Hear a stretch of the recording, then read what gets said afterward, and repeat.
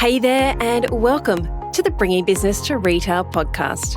If you're looking to get more sales, more customers, master your marketing, and ultimately take control of your retail or e-commerce business, then you're in the right place.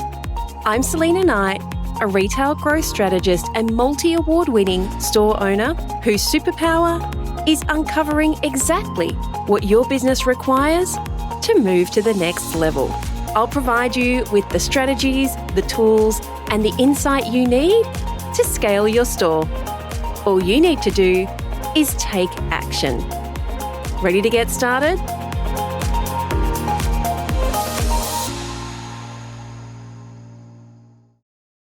Hey there, and welcome to the Bringing Business to Retail podcast. Today, I want to talk to you about 4 things that you can do to triple the value of your business. And the reason I want to talk to you about this is because there are a bunch of people inside of our Supercharge program and inside of our 5X program who have kind of come to the realization that this is not for them forever. Being a retail or e-commerce business owner forever kind of has lost its gloss. And let's be honest, very rarely these days do we do the same thing forever. So as a business owner, I think it's really important to think about the value of your business. Now, if you are anything like me, when I sold my first car, I spent a half a day polishing it, detailing it. I got out every squirter, every spray, did the glass, did all the plastic, because let's be honest, it wasn't leather, did all the plastic. I even remember getting this special stuff that made the silver even shinier. I guess it was kind of like Brasso or something, but I remember going through and using that on the inside of the door handles, like anything that was silver, I shined the bejesus out of. But when I think back, it was kind of a fool's errand because I bought that car for $2,000. I think I had it for like 3 or 4 years, and I sold that car for $2,000.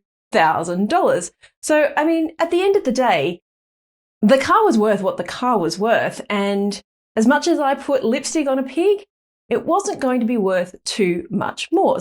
Now, these days, I generally fork out, $300-$500, and I have my car detailed. Not to say that I go through cars like, like jelly beans. I like cars, but I can never think of the next car that I want. So I have had the Mini for, I'm going to say 5 years now. And before that, I had utes, or as you Americans call them, pickup trucks. So I had truck after truck after truck because that was the industry that I was in. I was a horticulturist, I was an arborist, I was a contracts manager, and we hauled stuff around. And so it kind of made sense to have a ute or a pickup truck. But I remember moving to a proper car, and I went from this big truck to a little Mini. And even all these years later, I still get out of the Mini and it'll be like 3 feet to the wall where I could have kept reversing. But I have 30 years. I'm going to say, 30 years of driving ingrained in me. And I reckon 25 of those years I drove a ute. And so my head is still always in that same big space. Tiny little Mini, I always have loads of room. But the time these days when it comes to just spending the money to get the car detailed, that is a very good ROI for me because I don't have a whole day to detail my car. And more importantly, I don't enjoy washing my car. I know a lot of people do, but that is not something that I enjoy doing. So why do we spend the money or spend the time to detail our car when we're going to sell it?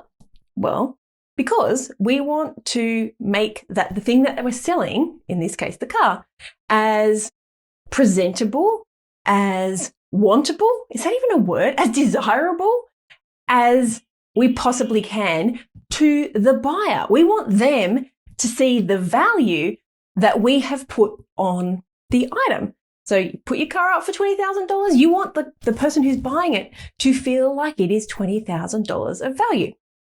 So fast forward, I am not selling my car, mainly because I have no idea what I would change it out for, but I am thinking about selling our house. Now, this where I'm standing right now in my office was supposed to be our 5-year house. We have a lot of stairs. There's a lot of adverse things around about our house. So, for example, we're on the side of the hill. So the positive of that is we have amazing views.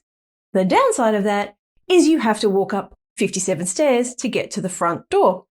When you have a dog with a broken leg, that is a lot of carrying of dogs.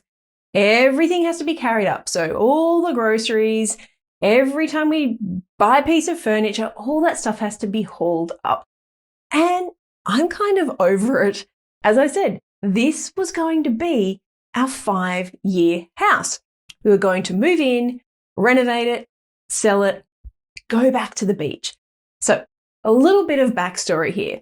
When I first met Ed, I lived in a beachside suburb, which is only 10 minutes from here. We were really, really lucky. We were renting a house. Well, I was renting a house. It was dirt cheap for where it was. It was a pretty shabby house, but the location was everything. We didn't have a view of the beach, but we were like one street back from the beach. However, this seems to be the story of my life. There was a very steep set of stairs from our house down to the beach. Regardless, at the end of the day, if we wanted to get to the beach, it was maybe 5 minutes away. So we used to go to the beach a lot. Now, I know looking at me, you're thinking, oh my gosh, you can clearly tell from that very white tan that she has that Sal spends a lot of time at the beach. Clearly, I do not. But I do love the beach. And so I'm the kind of person who likes to go to the beach, jump in the water, get out, go back home again. Or alternatively, if the water is too cold, I'm more than happy to sit on the beach and read a book. But I'm not the kind of person who spends a whole day at the beach. Like, 1, I can't sit still for that long, and 2, I would get burnt to a crisp. So I've decided it is time for us to move down to back to the beach. But all of this came from a conversation with our neighbour who is looking to move. And you know how you do that thing when someone says they're going to move house or they're going to buy a new car, you start doing what I call the fun look. And so you pull up all the real estate sites or the car sites and you start looking at all the potential places or things that person could buy.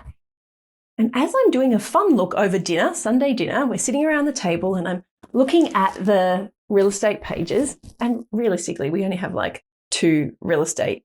Unlike America where they're not aggregated, here you kind of just put them on 1 or 2 websites, realestate.com and domain, and that's where everything goes. So we're looking through and I start to see, that place looks quite nice. Oh my gosh, it has a view.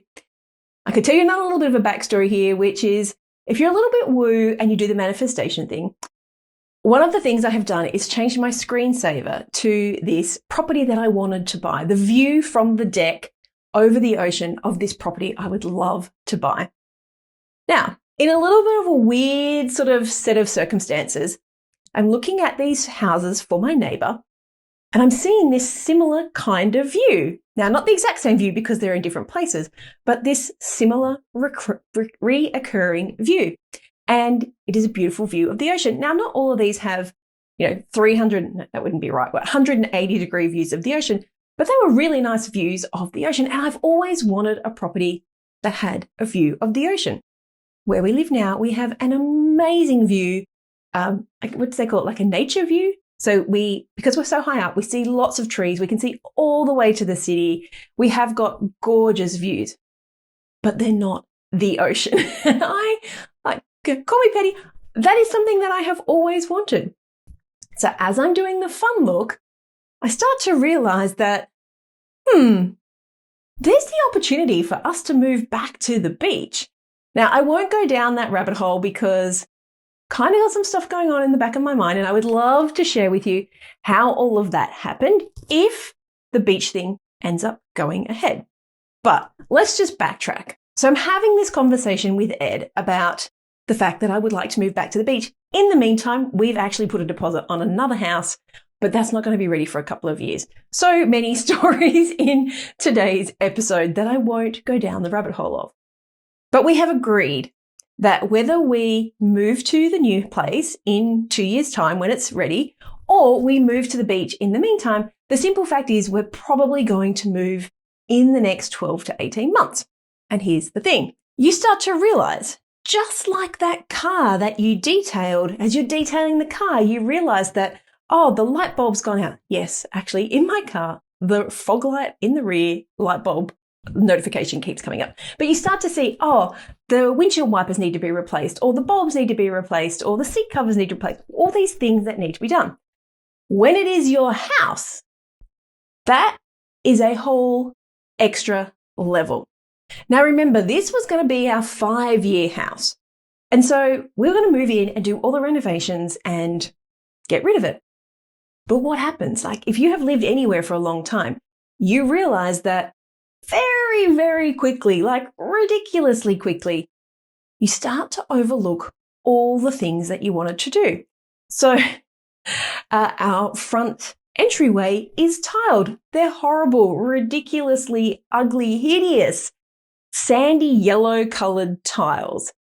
They're actually falling off the floor. And that's one of the first things I wanted to do. 17 years later, still on the floor, still falling off. There are literally holes like where the tiles used to be because I'm not putting them back on. They're not putting back on because I want to get a new floor. So all these things that you've overlooked over the years start to come to the fore because you start looking at your house or your car through the eyes of a buyer. So all those things that you've turned a blind eye to disappear until you make a decision to sell. And then all of a sudden you will see every crack, every bit of peeling paint, the dripping tap, and the clutter. Freaking hell, so much clutter. 17 years of stuff in our house. And every single weekend, we pick a cupboard and we start to go through it. In fact, on the other side of my office, there is another room. It is literally full of stuff that needs to go to the tip or needs to be recycled. I'm slowly putting them on to all the marketplaces to try and give them a new home. But there's, boxes and styrofoam and all that kind of stuff. And you start to realize that there is no, oh, I'm going to put my house on the market next week. Because if you really want to get that top dollar, you know that you have to declutter. You have to fix up all the stuff that is being duct taped. Yeah, we have that. Things that have been duct taped together, and you have to make sure everything works perfectly because you want that value to be conveyed. You want someone to come in and pay you as much money as possible. And they are not going to do that if the taps are dripping, if there is peeling paint, if you've got horrible, ugly, what do they call it, curb appeal, and the furniture is all being smashed up. Trust me, I've seen some horrible places in my time. And you know that those are the places that you can beat down the price of. But as a seller, you want the best price possible. So you will put the effort in to get top dollar so that the buyer can see the same value that you can see. All right. Can you see the parallel to business yet? Because that's what we're going to talk about. Today's episode is how you can increase the value of your business. The best piece of advice that I was given when I started my business was to always think about your business as if there was a buyer waiting to purchase. So if someone came in and said, I really love what you're selling, how much do you want for it? Of course, you would have to be able to justify that amount. So if you are always in this mindset of having your business ready for sale, all of a sudden, just like the house, all of those things that you've kind of put off and duct taped together and, the dripping taps of your business, maybe it is a dripping tap in the bathroom, all of those things get fixed. And so if you are thinking, well, yes, one day I would like to sell my business. Maybe it's not tomorrow. Let's be honest, it's not going to be tomorrow because it takes time. to get your business ready for sale from somebody who has been there.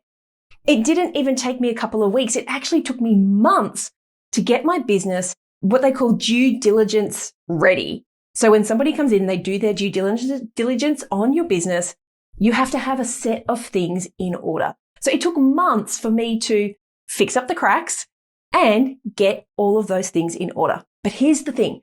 When you do this, you will get more money for your business. And I'll explain as we go through what those things are, how that works. So if you want to significantly increase the value of your business, here are 4 things that you can do that will take time. They're actually really simple, but the reality is they're not quick fixes. They are not simple things that you can just do over the weekend. They will take time, but they don't generally take an awful lot of effort. All right, so the first one is to get your finances in order. So just like when you go to sell your house, they will run a title search on your property. Just like when you go to sell a car, a good buyer should run a title search on the fact that you own the car. And you are going to need to submit, if you're buying another place, all of your documents to the mortgage broker. I can honestly say that too many business sales fail due diligence. Right, so that means that when the buyer is interested in the business, the information that they get is not good enough for them to either pay the price or to even go ahead with the sale. So when you go to sell, a buyer is going to comb through your books. Honestly, they are going to see anywhere that they feel that they can make a profit, because they want to know that the reason that they're buying your business is to make money generally, but they want to know, are you overpaying for your freight in? Or are your profit margins too small? Or are you holding too much inventory? Remember, your business is worth more to an investor who can actively see how they're going to recoup their investment and, of course, make more money. It is more valuable to them because they see the business for what it is, which is a money-making vehicle, than it is to the person who is just buying themselves a job. Someone who is just looking to replace a modest salary isn't going to pay you the same kind of money as someone who can see that your business can make them money and hopefully make them significant amounts of money. Value is in the eye of the buyer. So you can have an idea, and your accountant might even tell you what they feel the price is. But at the end of the day, it is up to the buyer to decide the value to them. And if you're lucky, the value is going to be much higher than the price that you want. But if you're unlucky and you don't have your finances in order, and by that, I mean making sure that things are categorized correctly in your accounting system. So when you buy freight in, are you putting the landed cost of the product in? Are you separating out the cost of the product to the cost of the freight to the cost of the insurance? Now, all of those things are important because when you think about it from an investor's point of view, maybe they have a great relationship or maybe they import a lot of stuff from the same country that you do. So they realize that actually the freight that you're paying, if they aggregate it with what they're already buying in, they can wipe out that freight cost. And so automatically they can see a value and they can see a place that they can make money that you can't necessarily see because you don't have the same infrastructure, you don't have the same connections. And so all of a sudden, the business becomes more valuable to them because they can see how they can make money. But somebody who is just coming in to buy themselves a job is probably going to be happy if they pay themselves anywhere between $50,000 and $100,000.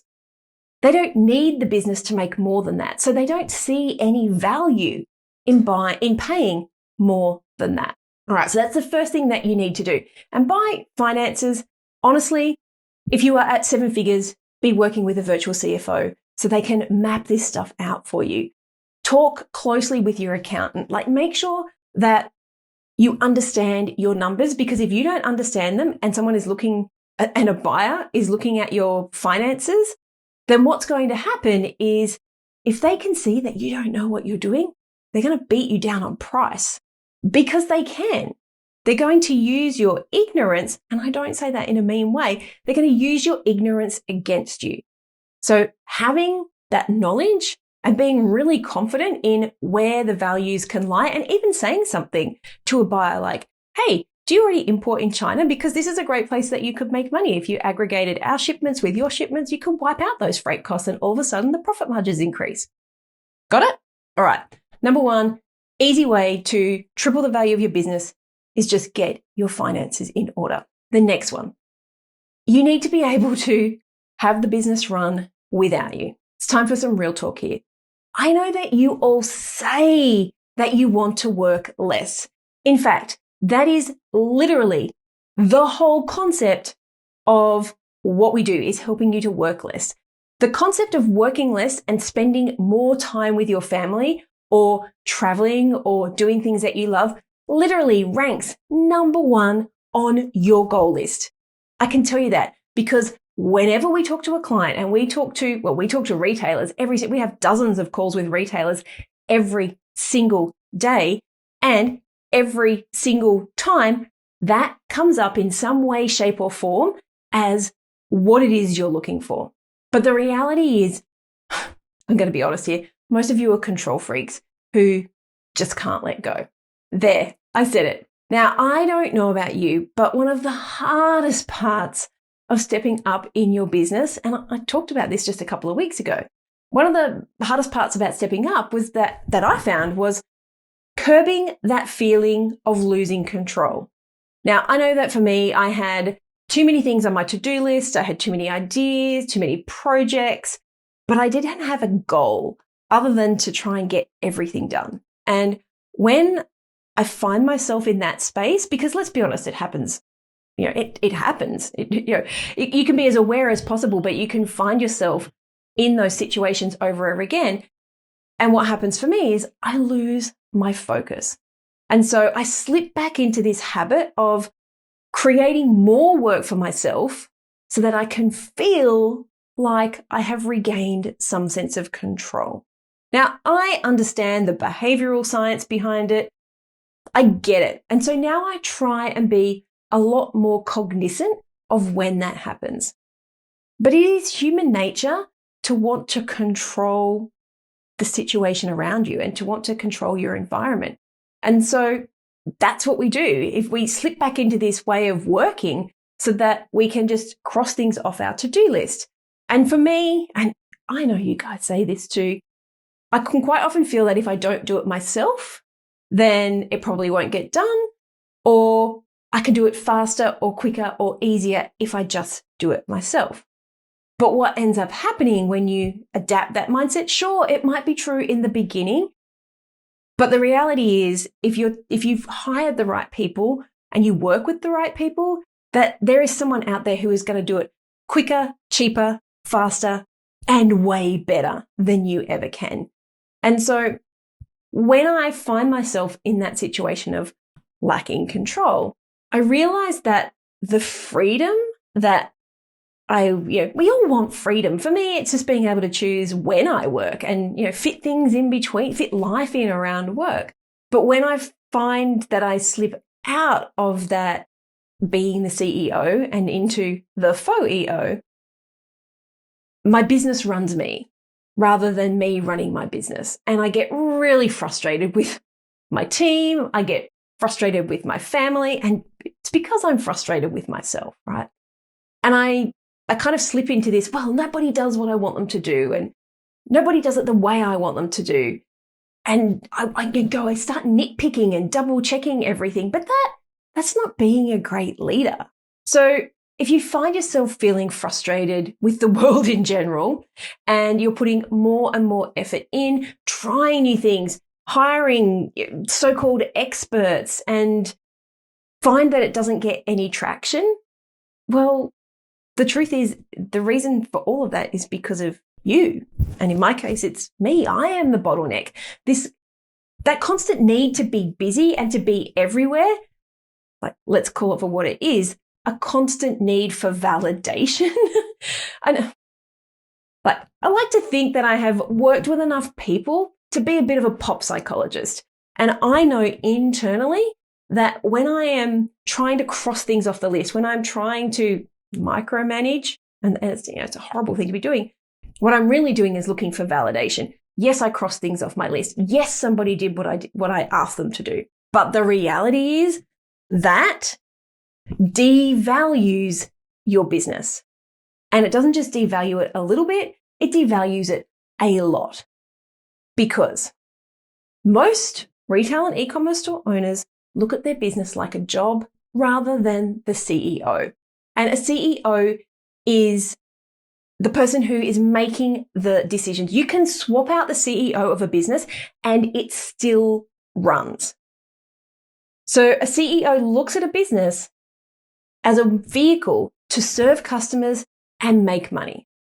And remember, the value of your business is in the eye of the buyer. And if the money that they can make from your business is capped because all of the things are in your head or you are doing all of the things, the reality is it is worth less to them. So think of it from their point of view. Think of it if you were trying to go and buy a business. If you had to get everything out of the business owner's head somehow and put it into systems and processes, that is going to take you time. That is going to take you money. And it is also going to have an opportunity cost, which means the time that it takes to do that means the business isn't doing something else. Next, they would have to pay somebody to replace you. So they're either going to have to pay for a store manager or an e-commerce manager or a marketing manager. Well, there's $100,000 in profit gone straight away. Yeah. Realistically, a good manager of a decent sized business is probably in the $80,000 to $100,000. So there, whatever you had in your profit for the buyer, gone. $100,000 wiped off straight away.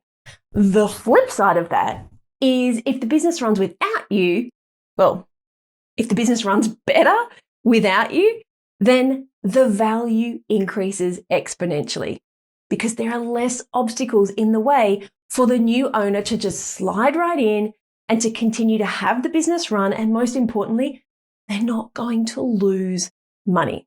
Okay, so get your finances in order, find a way or start working towards the business being able to run without you there. And when I say that, I mean, make it run and still make money. If you lose money when you're not there, then that is not the business running without you. Alrighty? On the topic of money, I love to talk about money. People are always asking how to value a business. And I know that you think that the brand that you've created, your logo, your website is all worth something. But unless you're like Coca-Cola, the truth is it's pretty likely that that number is low or potentially even irrelevant. It means nothing to the new buyer. The main reasons that an investor will buy your business is because they can see a way to leverage it to make them money. And they're going to do it in two main ways. They're going to either cut your costs in some way, like that example of the shipping, or they're going to leverage your audience, being your customer database, and use that to sell their existing products. So they're either going to use it to complement something that they already have, or they can see a way for them to be able to cut costs and make themselves more money. So those two things, and sometimes those are two things are combined, if they can decrease your costs and increase your buyer pool, ka-ching, ka-ching, ka-ching, now it is worth more. And you can see why. Let's take the example of Facebook buying WhatsApp. It was a main rival for their messenger. So not only did they take a rival out of the business, but then they have a whole new platform of people to be able to sell their products to. And they can add those things together. They can aggregate those things together and they can leverage off the technologies from one and the other and they can implement into the other businesses. But they find ways to make money. Now, with that, speaking of making money, if we haven't already worked this out already, you have to increase your profit in your business. Now, in that conversation about people are always asking me how to value their businesses, your accountant is going to come up with something, but there are some simple ways that you can look at your business from an investor's point of view because you aren't multinationals, you haven't gone public. So as an investor, if someone is looking to buy themselves a job, back to that old chestnut, and the business doesn't work without you. There are no systems and processes in place. They don't have anything to aggregate or ways to cut costs or things to combine. They're just going to pay you 1 times your profit. Yes, you might get the cost of, devalued cost of inventory, stock at value, SAV, but realistically, they're going to be looking at 1 times your profit, 1 times your EBITDA, which is your earnings before interest, tax, amortization, and dividends, or quite simply, seller discretionary earnings, which let's just call it for what it is, profit. So if that's where your business is at now, then we're going to pay you like 1x profit. You might get a little bit more, you might get a little bit less. I don't know about you, but most of the businesses that we work with, that profit, if you get 1x, it's like, why the heck did I spend all these years building the business? It has nothing to do with revenue. It has nothing to do with turnover. At the end of the day, it's how much money is in the bank. Now, you can do some creative accounting to make that number look like more, but let's call it for what it is.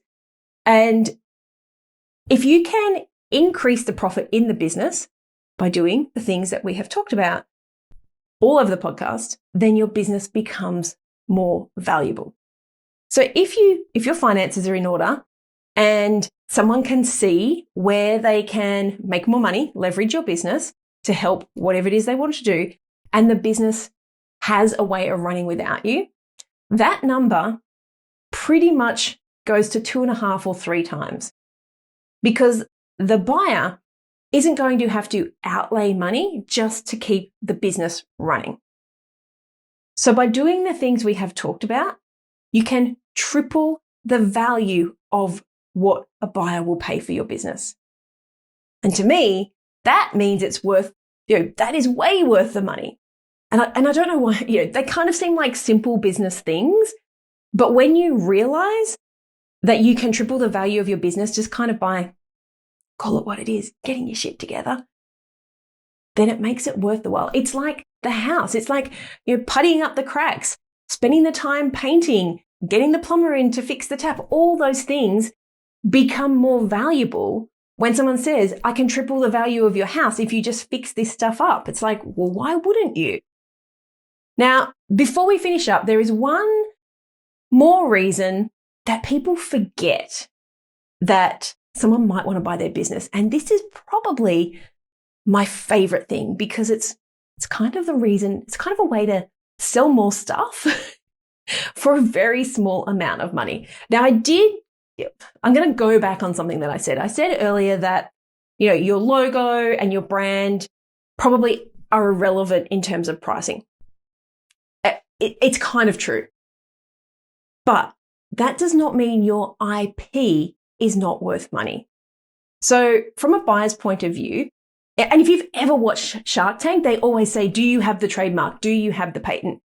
1, own your business name. 2, have the trademark of your business name. Now, I have literally seen businesses be bought for the trademark for the business name. Like if a big business has a name that you want in the class of trademark that you've got, they will pay you money for it. You might not feel like that's worth much, but for them it is. But then they may not be worth anything. It's not worth anything unless someone wants to buy it. But you should always own your IP. And that does mean spending the money, register the brand name, register the trademark, register any patents that you might need for any products that you have. But there's another one that so many people forget about, which is making sure that you own your customers. And by this, I mean you have your customers' data. You might have 1,000 followers on Instagram. It does not mean jack. If the person who's buying your business wants that and Instagram shut you down tomorrow, you need those people in your own database. Put them on your email list. Put them inside of your database in some way, shape, or form. Because if you have 100,000 followers and only 5,000 people on your email database, then that, my friends, is going to devalue your business. Because we all know that your Instagram, your Facebook, your TikTok could just disappear tomorrow. And then the reason that your person was buying your business disappears. Your business, the value that they put on your business just goes up in smoke. You still have your business, but the reason that they might want it, the reason that they might be spending the money, the reason they saw the value can just disappear. So if you don't own your data and if you don't own your IP, then that could be the difference between someone paying good money and someone paying no money. Now, I feel like this conversation has kind of led me into ways that you can get customers, ways that you can get your marketing and your brand out there that you probably haven't thought of. So I'm just going to tuck that one in my back pocket and create a new episode on some really simple and probably some really cheap ways that you can look at getting your brand out there on somebody else's real estate. But for now, let's just recap the things that you need to do that can triple the value of your business. First up was finances. Get your finances in order. You have to be able to make it through the due diligence process. But realistically, you should have your finances in order anyway, because that is the thing that's going to help you grow your business. At the end of the day, your business is going to be valued generally on a multiplier of profit. So increase your profit. The third one was make sure that your business can run without you. I feel like they're all key, but that one is that's kind of going to triple the value of your business. Like, as I said, the multiplier is on profit, but the multiplier goes up when you put these other things in place. And that big one of the business being able to run without you is going to be like the killer, the kicker. That's going to be the thing that goes bing, bing, bing, bing, bing. And if you're watching the video, you should have seen the bing, bing, bing, bing, bing. And then the last one was making sure that you own your IP and your customers. Now, with that said, one of the great ways for you to increase your profit is to make sure that your inventory is managed and you have as much profit in your business as possible. And if you need help with that, just a reminder that my Black Friday Ultimate Sales Bundle is still up and it's still going to give you time to get your business out there.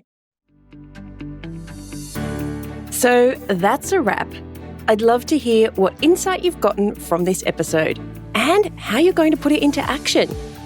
If you're a social kind of person, follow me at @TheSelenaKnight and make sure to leave a comment and let me know.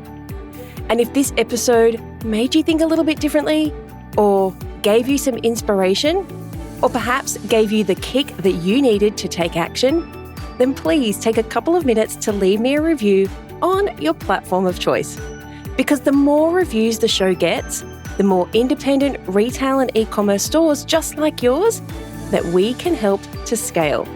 And when that happens, it's a win for you, a win for your community, and a win for your customers.